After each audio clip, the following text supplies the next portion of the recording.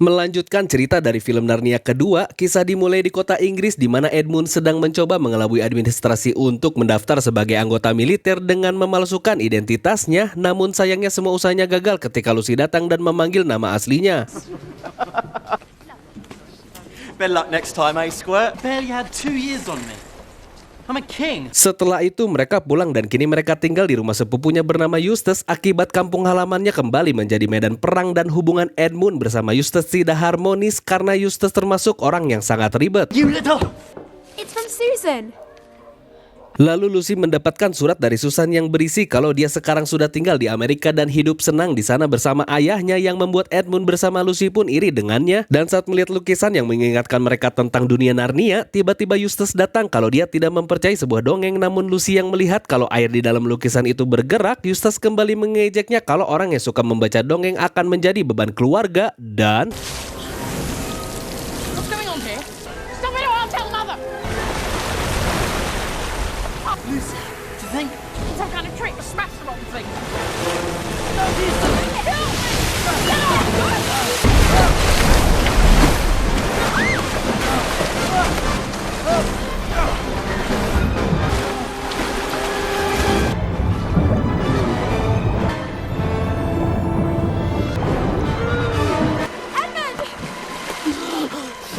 Tidak sampai di situ, mereka tiba-tiba muncul di tengah laut dan berada di dekat sebuah kapal besar dan melihat kalau kru kapal seperti mengejar mereka. Edmund dan kawan-kawan langsung berenang menjauh, tapi...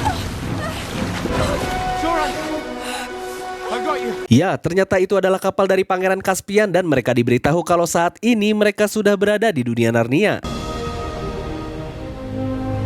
Di saat Lucy dan Edmund sedang temukangan bersama Caspian, tiba-tiba Eustace berteriak kaget karena ada seekor tikus besar di hadapannya, ialah Reepicheep, dan karena baru pertama kali berada di dunia Narnia, dia pun kaget kalau ada tikus yang bisa berbicara sehingga membuatnya terus berteriak ingin minta pulang, namun saat seekor Minotaur berbicara padanya, dia pun langsung pingsan. Was it something I said?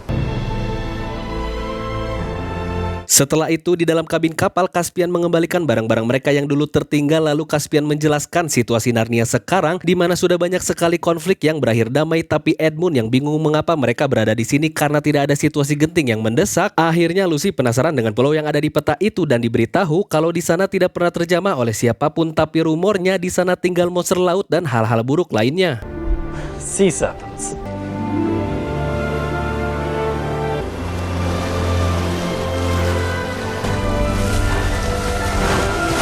Lalu untuk menghibur para awak kru kapal, Edmund dan Caspian mereka beradu kemampuan.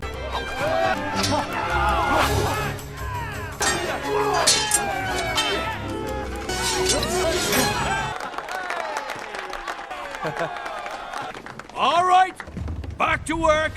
Setelah itu Eustace yang telah kembali sadar, dia pun kembali ngomel kalau hal di sekitarnya sekarang menjadi tidak masuk akal dan merasa kalau dia sekarang sedang diculik oleh Caspian. Tapi tiba-tiba kru kapal berteriak kalau dia melihat ada daratan di depan sana dan mereka pun pergi. Namun setelah mendekat, Caspian yang merasa curiga kalau di pulau itu tidak ada bendera milik Narnia dan tidak terlihat orang sama sekali. Akhirnya mereka menggunakan skoci untuk menepi dan langsung memeriksa pulau itu. I'm capable of doing it myself. Oh. Merasa janggal dengan suara lonceng itu, akhirnya Caspian menyuruh Reepicheep untuk berjaga di sini sedangkan dia bersama yang lainnya akan pergi ke sana.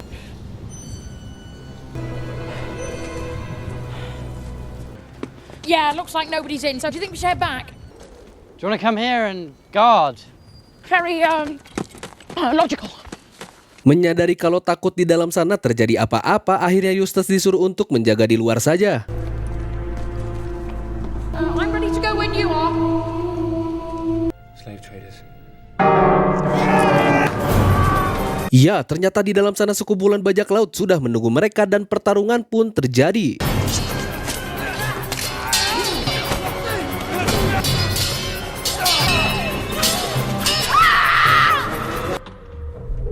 Tapi sayangnya salah satu bajak laut telah menangkap Eustace yang membuat Edmund dan kawan-kawan terpaksa harus menyerahkan diri. Send those two to the dungeon. Let's take these two to market. Let go! Listen to me, you insolent fool! Dan rencananya Edmund bersama Caspian akan ditahan sedangkan Lucy dan Eustace akan mereka jual. Lalu saat di dalam penjara, tiba-tiba salah satu dari 7 bangsawan ayahnya Caspian bernama Lord Ben juga ikut ditahan di sana, di mana Caspian pun langsung mendekatinya dan Lord Ben pun langsung menyadari kalau Caspian adalah anak dari tuannya. Sedangkan di luar, keributan pun terjadi di mana seorang istri dipaksa dipisahkan dari suami dan anaknya, lalu Lord Ben pun menyuruh Caspian dan Edmund untuk terus melihatnya agar mereka tahu apa yang sedang terjadi di sini.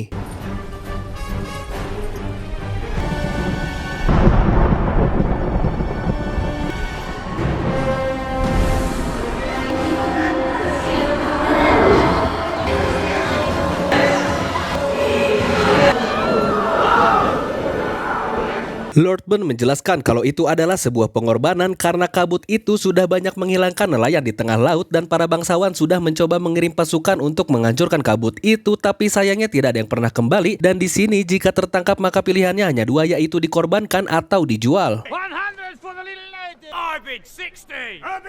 Sedangkan di tengah pasar, Lucy pun ditawar dengan harga yang sangat tinggi dan berhasil terjual. Lalu saat giliran Eustace, tidak ada satupun yang menawarnya, yang membuat Eustace pun tersinggung sambil mengomel. Tapi tiba-tiba Your hands.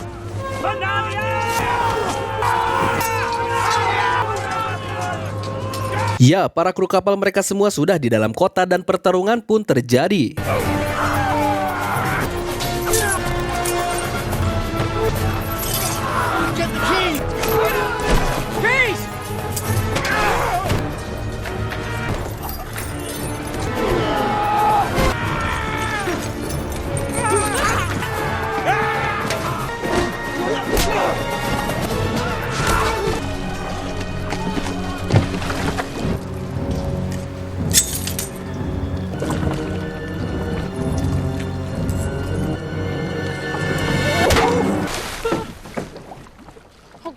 Setelah mereka mengalahkan para bajak laut, tiba-tiba pria tadi memaksa ikut berlayar bersama Caspian karena dia ingin menyelamatkan istrinya. Dan saat di dermaga, Lord Ben memberikan sebuah pedang dan menjelaskan kalau ini adalah salah satu dari 7 pedang yang diberikan Aslan untuk melindungi Narnia.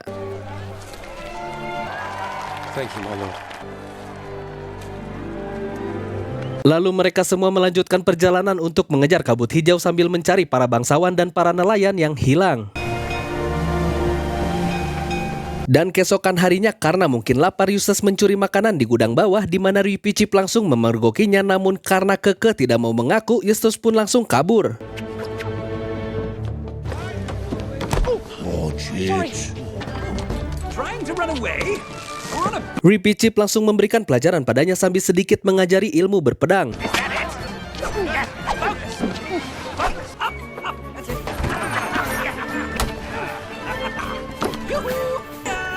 Lunge with your foot. Got it? Come on. Be nimble. Be nimble. Oh, now, again. And again. Ternyata di dalam tong itu ada anak dari pria tadi bernama Gail yang tidak ingin ditinggalkan oleh ayahnya. Akhirnya kapten kapal dengan senang hati untuk menerimanya. Come on, look lively. Back to work. Karena posisi sudah hampir malam dan di depan mereka ada daratan, Caspian pun memutuskan untuk beristirahat di pantai dan saat besok baru mereka akan menjelajahi pulau itu. Lalu di waktu subuh, tiba-tiba ada makhluk tak kasat mata mendekati mereka dan karena Lucy bisa membaca, dia pun akhirnya dibawa.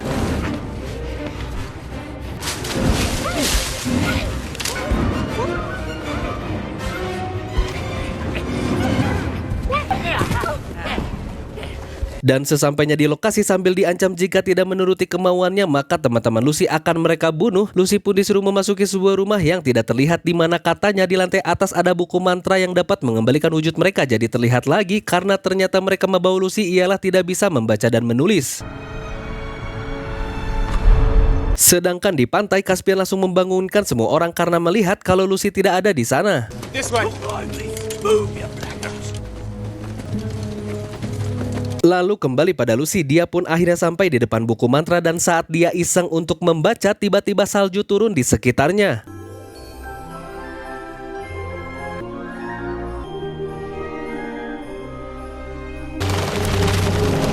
Dan saat di lembar selanjutnya, tiba-tiba Lucy membaca mantra sempurna, ialah mantra yang membuatnya menjadi cantik sesuai apa yang selama ini dia inginkan.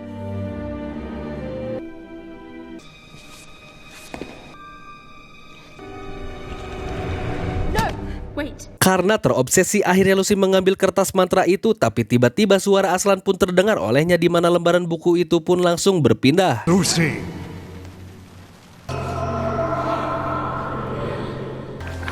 Akhirnya Lucy membaca mantra itu dan tiba-tiba perlahan sosok pria misterius di depannya menjadi terlihat dan di luar Caspian bersama yang lainnya baru sampai pun dihadang oleh makhluk itu.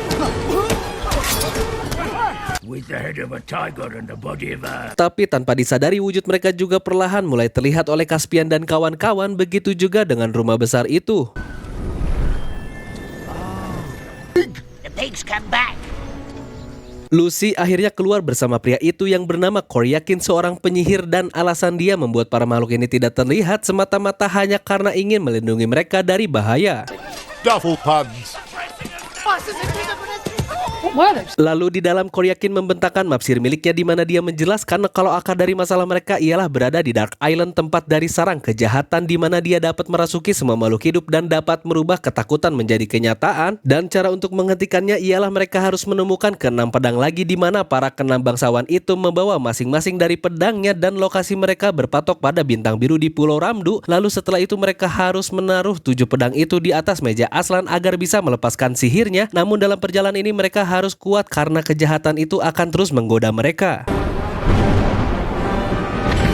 Setelah itu mereka melanjutkan perjalanan lagi, kurang lebih sudah 14 hari terombang-ambing di dalam badai besar dan kapten kapal pun mulai memberi pilihan pada Caspian kalau ini adalah kesempatan terakhir untuk mereka memutar balik. Tapi karena Caspian sudah berjanji pada Gael dan orang tuanya untuk mencari para nelayan yang hilang, mereka pun akhirnya terus melanjutkan perjalanan.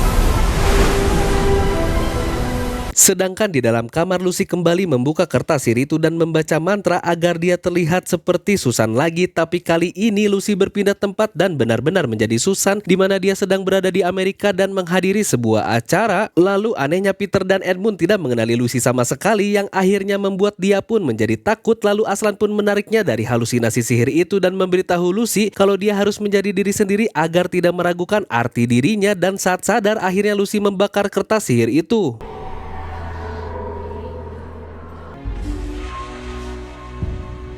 Sampailah mereka di pulau misterius yang sama sekali tidak menunjukkan tanda-tanda dari kehidupan, dan karena penasaran dengan apa yang ada di dalam gua itu, akhirnya mereka turun untuk melihatnya. Let's find out.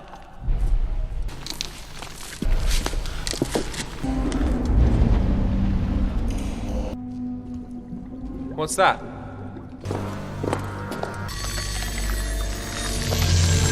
Ternyata kolam ini bisa merubah benda apapun menjadi emas ketika terkena airnya, tapi tidak untuk pedang itu. Dan saat Edmund mencoba memasukkan sebuah benda lagi, pikiran serakahnya pun mulai keluar dan tiba-tiba Edmund tersinggung dengan Caspian. Begitu juga sebaliknya. Akhirnya Lucy memisahkan mereka karena tempat ini sudah menggodanya. Let's just get out of here. Lalu di sisi lain Eustace yang terjatuh dan melihat kalau ada tumpukan emas begitu banyak, dia pun kalap dan langsung mencoba untuk mengambil semuanya.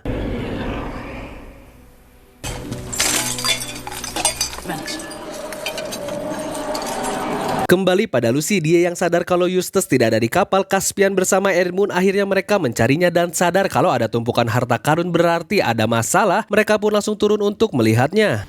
Oh, cousin. Tapi Caspian mengenali tengkorak ini di mana dia adalah salah satu dari bangsawan yang artinya pedangnya juga berada di sini. Sword. Lalu di kapal, Lucy bersama kru lain mendengar raungan yang begitu keras. Akhirnya kapten kapal menyuruh para pemanah untuk bersiap.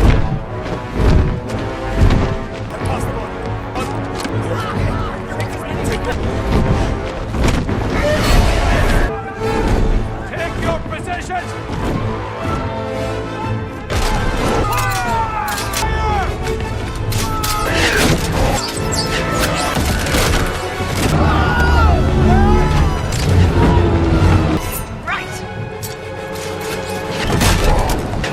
Hold your position!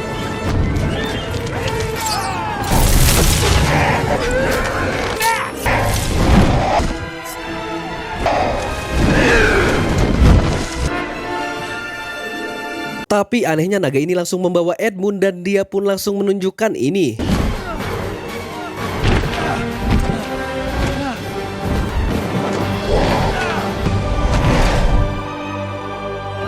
Akhirnya mereka semua tahu kalau naga ini adalah Eustace yang tergoda dengan harta karun itu, dan karena Eustace tidak bisa dinaikkan ke kapal, akhirnya mereka semua menginap sehari di sini sambil memikirkan rencana ke depannya.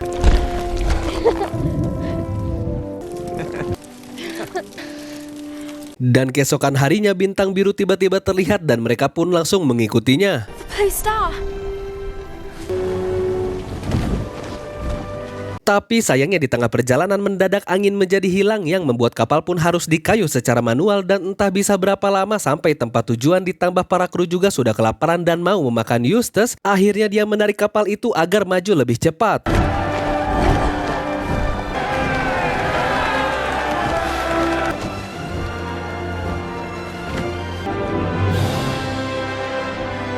Ya, mereka pun sampai di Pulau Ramundu, dan saat di meja Aslan, 3 bangsawan tersebut seperti terkena pengaruh sihir, namun anehnya masih bernafas, dan mereka juga menemukan 3 pedang lainnya yang artinya kini sudah terkumpul menjadi 6 pedang, dan tiba-tiba bintang biru itu turun.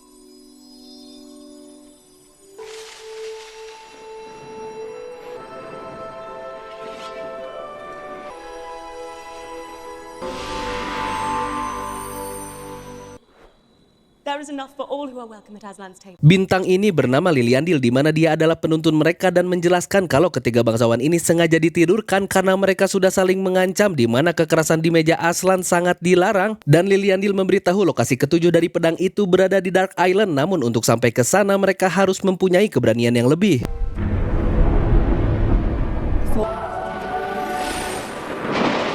Lalu keesokan harinya saat mereka sudah bersiap untuk memasuki kabut itu, Caspian memberi pidato kalau hal ini dilakukan demi kedamaian di dunia Narnia, dan dia juga memperingatkan semua orang untuk tetap tenang dan tidak tergoda dengan apapun, dan mereka pun pergi.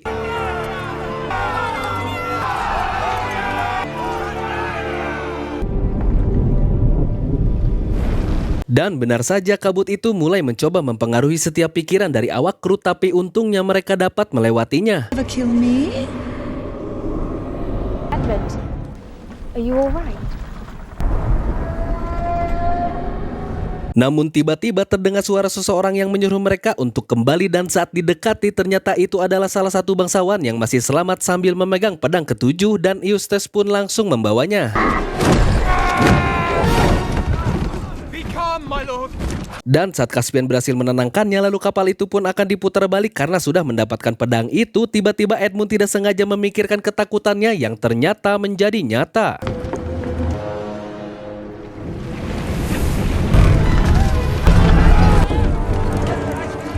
What is that?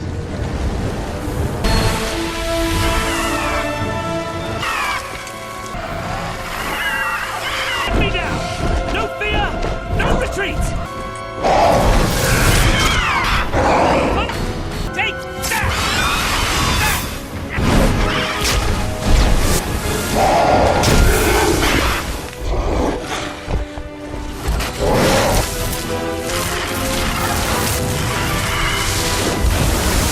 Tapi sayangnya bangsawan ini melemparkan pedang itu yang tidak sengaja menancap di tubuh Eustace dan membuatnya pergi. Dan setelah bangsawan ini ditenangkan, Lucy pun berdoa pada Aslan untuk meminta bantuannya.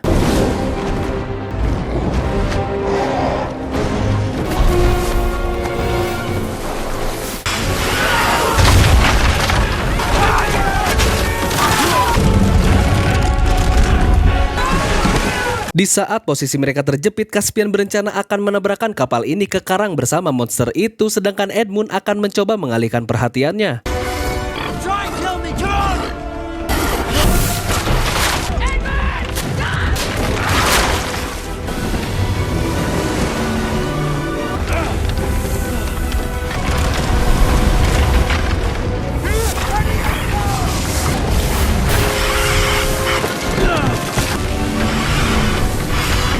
Lalu di sisi lain, Aslan mendatangi Eustace dan dengan kekuatannya dia pun merubahnya kembali ke wujud manusia.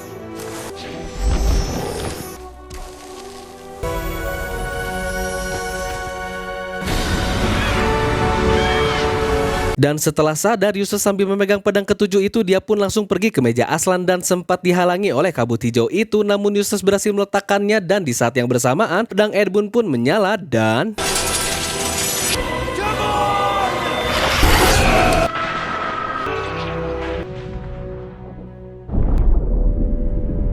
Ya, akhirnya mereka berhasil mengalahkan monster itu dan mantra di pulau ini juga ikut hilang, ditambah para nelayan yang selama ini hilang pun akhirnya kembali.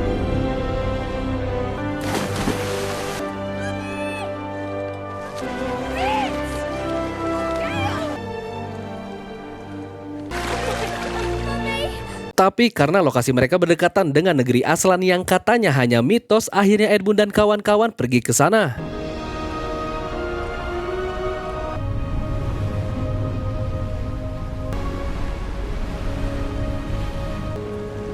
Welcome, children. Ya, negeri Aslan merupakan gambaran dari surga di dunia Narnia, dan saat Caspian ingin mencari ayahnya di dalam, Aslan pun memperingatkan jika sudah di sana maka tidak bisa kembali lagi.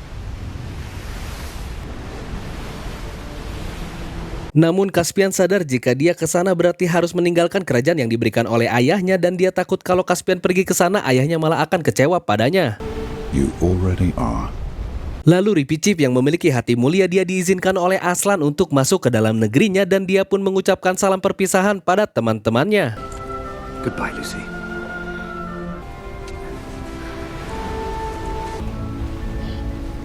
Don't cry.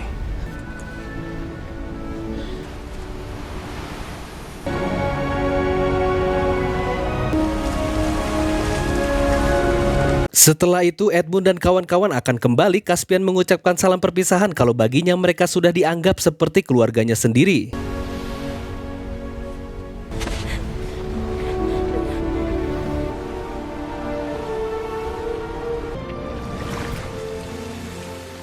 Dan seperti biasa mereka pun kembali di waktu yang sama dan cerita pun tamat.